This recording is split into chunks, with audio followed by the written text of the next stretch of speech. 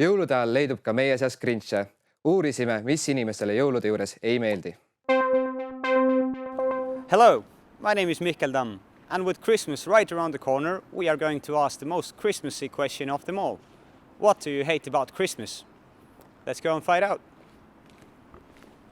Küsiksin teie käest sihukese küsimuse, et mida te vihkate jõulude juures? Raske küsimus. Võib-olla seda liigmagusat tingeltangelit. Ja. Mida te selle all mõtlete täpsemalt? No see, mis läheb väga magusaks ja kommertsiks kätte ära, et seda osa sellest. Oi. Saako puhua suomeksi? Saa kyllä. Mitä inhoa joulusta? Voi hyvänen aika. Semmoista ylikaupallisuutta, mutta tämä ei ole ylikaupallisuutta. Tämä on semmoista hertaista, hauskaa, kivaa. Jõulude juures. Mitte midagi vihka. Vihkan lund, kui aus olla. Liiga palju lund, liiga palju külma. Is there something you hate about Christmas? I gain weight after Christmas always. Okay. That's the only thing, I think. I play cards every Christmas. Gambling, so he loses money. I go in a bar.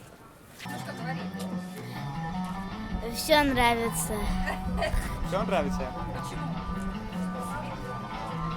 Что это хороший праздник. Võib-olla see, et kui väga palju süüa, siis on pärast halb olla peale jõuluõhtut. Aga muu on tegelikult üsna positiivne. Et võib-olla selline aastaaeg, kus inimesed on üksteise vastu nagu võib-olla paremad, kui nad muidu on ja tehakse üksteisega kinke. Ja võib-olla see ka, et liiga palju seda kommerssi on igal pool, et üritatakse ikkagi inimestele kõike nagu maha müüa. Samas need inimesed peavad ka elama, et ma arvan, see on päris hea küsimus, et võib-olla ma lähen koju ja mõtlen selle peale. Võib-olla seda, et kui inimesed jätavad oma kingituse ostmised viimasele minutile ja siis on kõigil väga kiire ja tihtipeale ostukeskustes on meeletus siblimine ja sablimine, et võib-olla see on nagu ainuke mingi jõulustress. So is that what people think about Christmas? Is it becoming too much commercialized? Are people getting fat? Is obesity being part of a Christmas tradition now? These are all good questions. My name is Mihkel Damm, Tallinn 2014. Happy holidays!